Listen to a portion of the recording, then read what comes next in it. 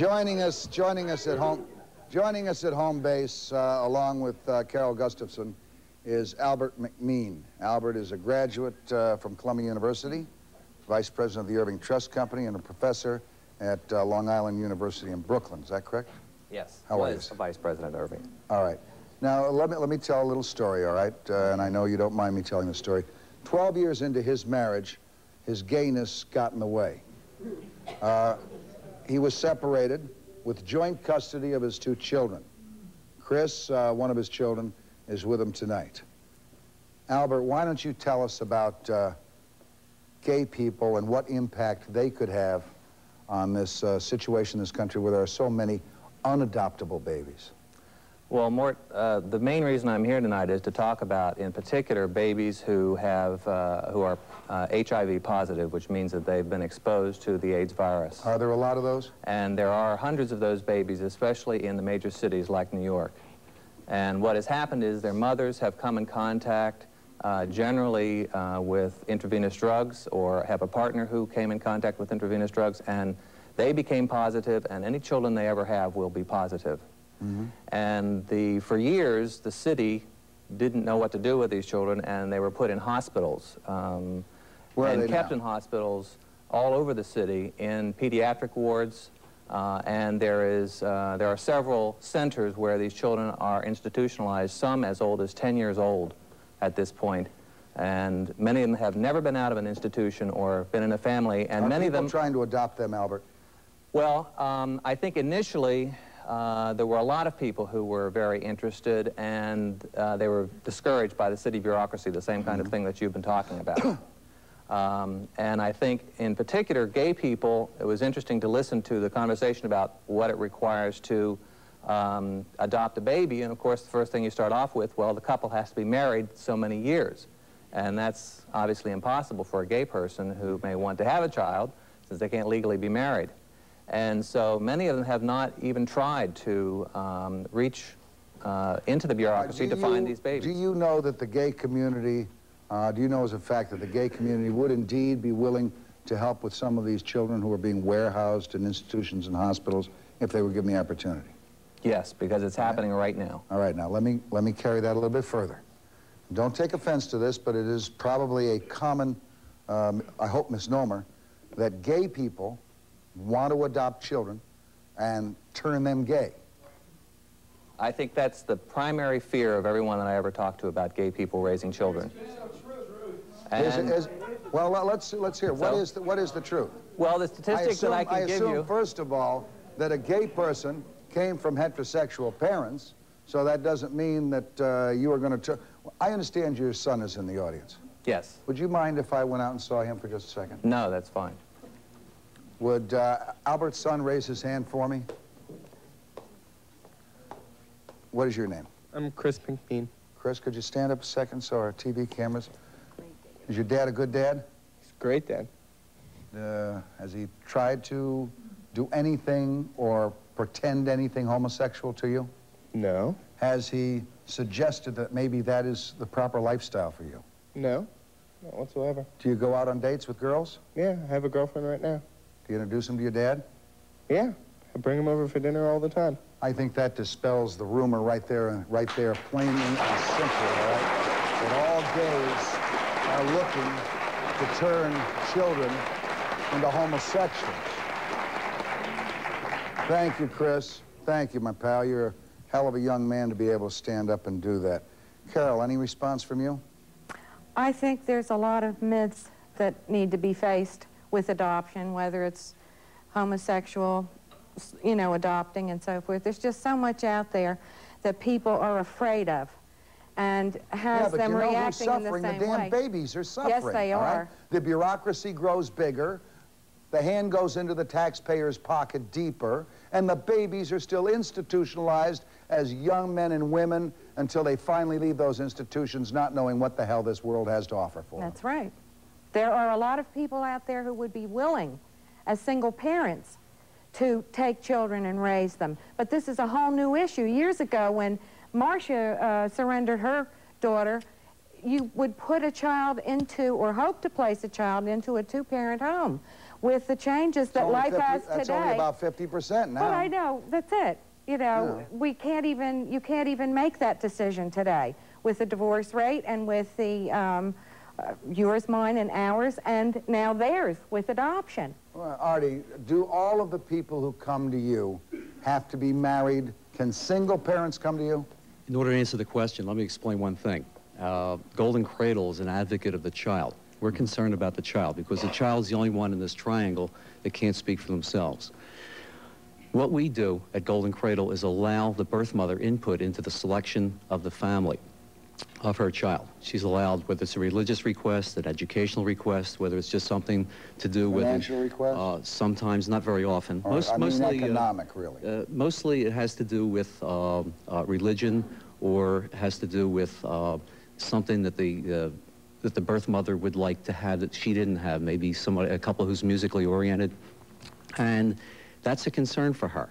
And we adhere. Do you try to adhere to those? Absolutely. What about if that mother tells you, look, I don't care where my child goes, as long as my child goes to a family that has an economic future, a family that is Presbyterian or Protestant and practices, and even if it's only one parent, a mother or a father.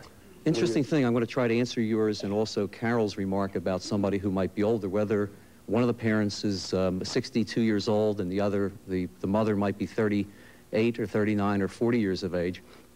I see very little difference of a single parent adopting who's 38 years old, adopting a child, and who happens to have or not have a husband who's 55 or 62.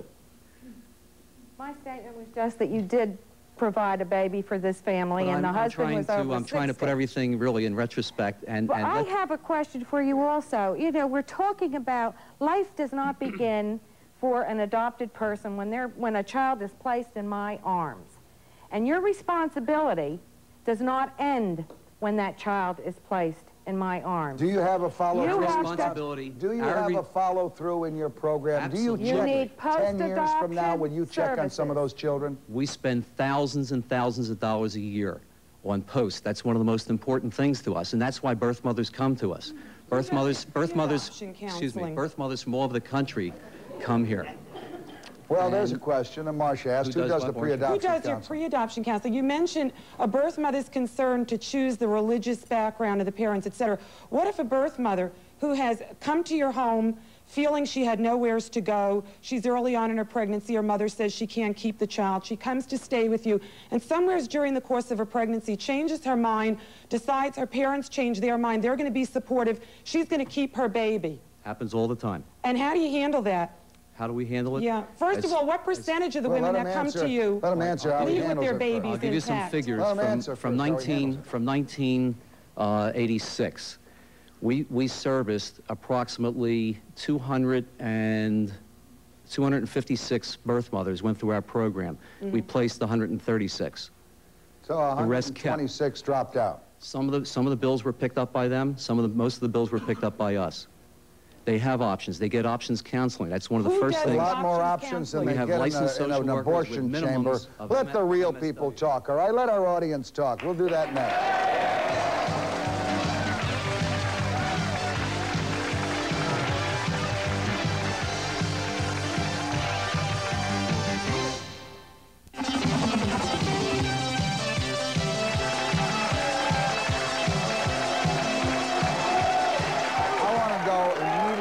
To our audience in the studio, to our loudmouths.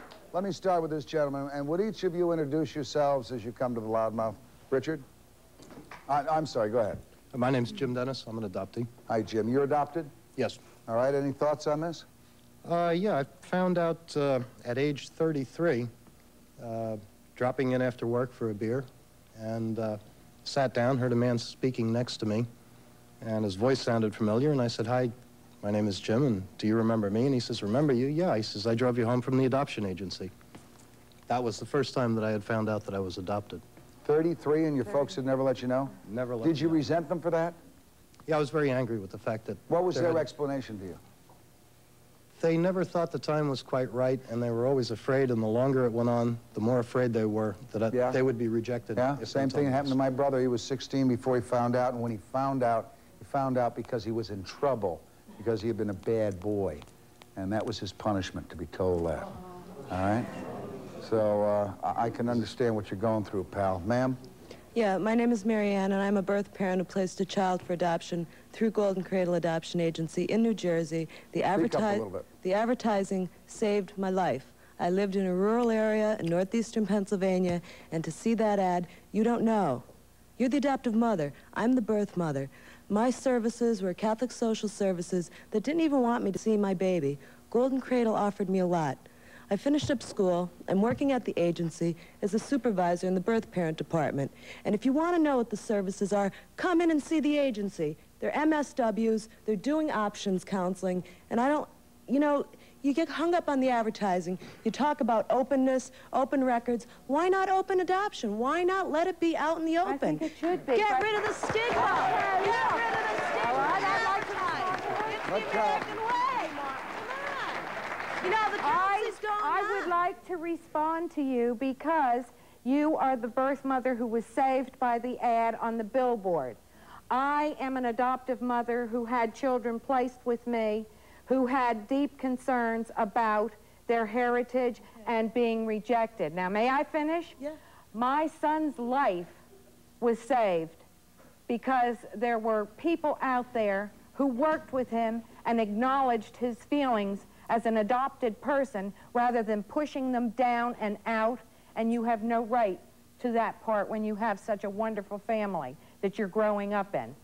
We have problems that come down the pike. Did you help your son find his biological parents? We have done 4 searches completed, and they've had reunions. They have had Yes, reunions. and our son spent, and I share this with you because he gives me his permission, our son spent time in a psychiatric unit very painfully and disturbed dealing with adoption not issues. To share information at all. We share a lot of information. My goal is to give as much control as possible to the birth parent in choosing that couple.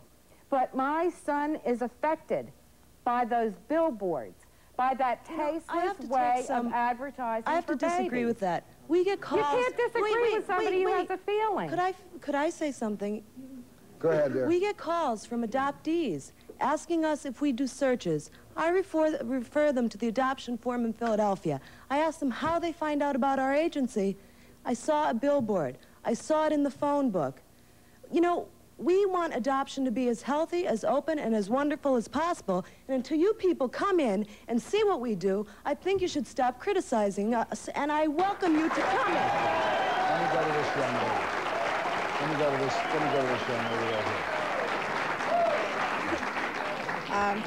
I'm MaryAnne Cohen. I'm a birth mother, and I want to thank Mort for supporting adoptees' rights to their records. Please, go ahead. Yes, hi, my name is Jay. Basically, I just wanted to bring up the fact about the homosexuality in adoption. I think we've discovered that drug abuse is a problem for a home, for a child to be brought up with, as well as alcoholism, and the fact that homosexuals can bring up children and adopt children kind of scares me. Well, I'll tell you what we'll do. Because you are so wonderful and magnanimous, we're going to send you 100 HIV babies, all right? Because you'll take care of them. When you don't have an answer, you haven't accomplished anything. And you had no answer. This next gentleman. Time? Are we out of time? Okay, we'll take a break. We'll be right back.